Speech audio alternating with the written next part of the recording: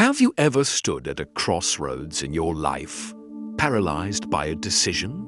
The job offer, the relationship, the big move. The options swirl in your head, and you pray for a sign, for a clear answer from God. What if I told you the Bible gives us a powerful, built-in system for making decisions, one that's been hiding in plain sight for thousands of years? Welcome to Holy Heat Daily, where we dive deep into God's Word every day and let Scripture speak directly into real life. Today, we're going to unlock this divine framework. We're going to build what I call the wisdom triangle. It's a tool that combines the practical logic of Proverbs, the deep skepticism of Ecclesiastes, and the honest suffering of Job.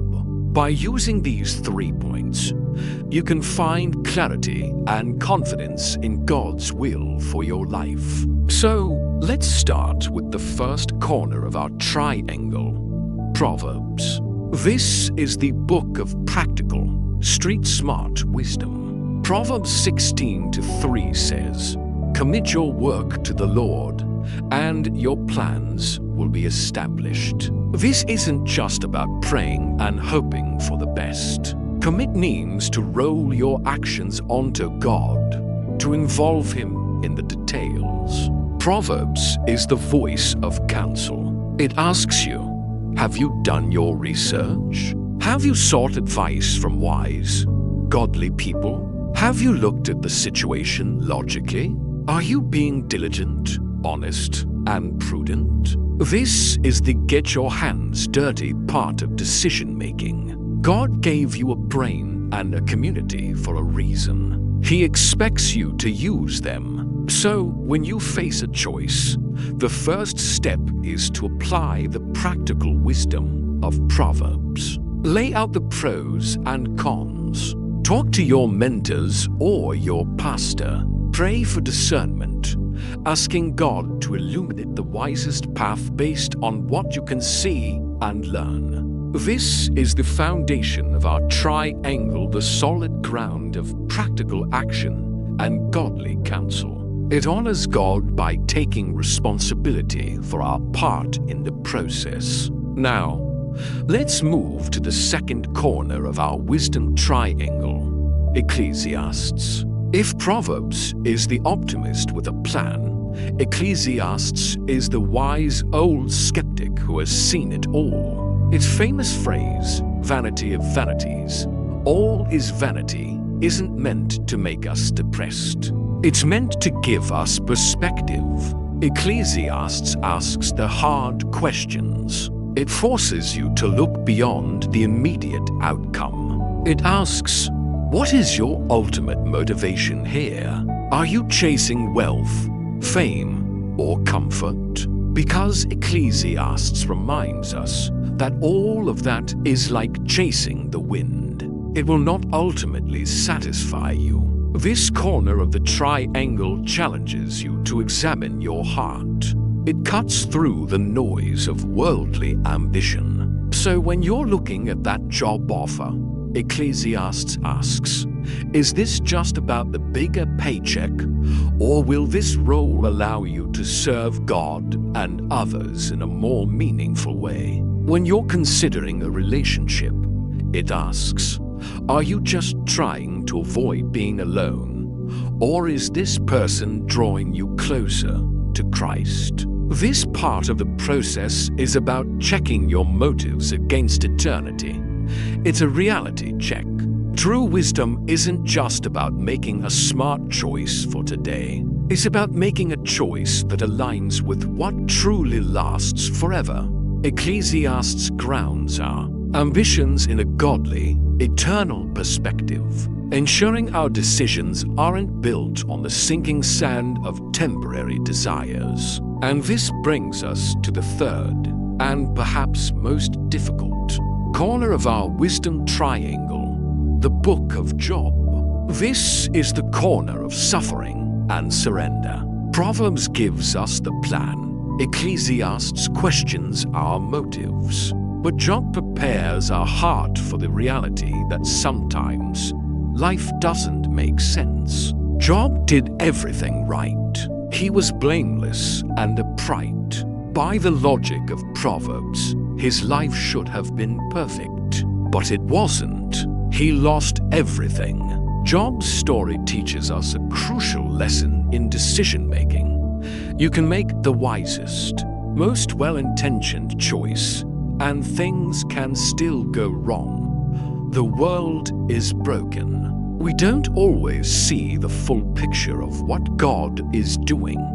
The voice of Job in our decision-making process asks us a profound question. Will you still trust God even if this decision leads to hardship? Will you still praise Him if the outcome isn't what you hoped for? This is the point of total surrender. It is where we release our grip on the outcome and place our trust entirely in the character of God. It's recognizing that our ultimate security isn't in making the right decision, but in belonging to a good and sovereign God who works all things for the good of those who love Him. This corner of the triangle builds resilience in our faith. It prepares us to worship God not just for His blessings, but for who He is, regardless of our circumstances. So, how do we put this all together? Imagine your decision is in the center of this triangle. First, you walk the path of Proverbs. You do your homework, seek counsel, and make a practical plan. You lay it all out before the Lord. Next, you pivot to Ecclesiastes. You check your heart. You ask yourself why you want this, and whether your motives are aligned with God's eternal kingdom or your own fleeting desires. You filter your plan through the lens of eternity. Finally, you arrive at Job. You look at your well-researched, pure-hearted plan, and you surrender it completely to God. You say, Lord, this is what seems best, but your will be done. Even if this path is hard, even if I don't understand, I will trust you. This isn't a formula that guarantees a perfect life. It's a spiritual framework that guarantees you will walk in closer fellowship with God through every choice you make. It turns decision-making from an exercise in anxiety into an act of worship. It builds a faith that is both smart and surrendered, both practical and profound. The wisdom triangle doesn't just help you choose what to do. It transforms who you are in the process. It shapes you into someone who is wise, discerning, and unshakably rooted in the goodness of God, no matter what storms may come. So the next time you face a major life choice, don't just ask, "What should I do?" Instead, pull out your wisdom triangle. Ask, what does practical wisdom say? What does an eternal perspective reveal? And am I prepared to trust God with any outcome? This is the holistic, robust way the Bible teaches us to walk with God through the complexities of life. It's a gift of guidance, a daily fire for our faith. And the takeaway today is this: God is more concerned with the posture of your heart in decision-making than He is with the perfection of your choice.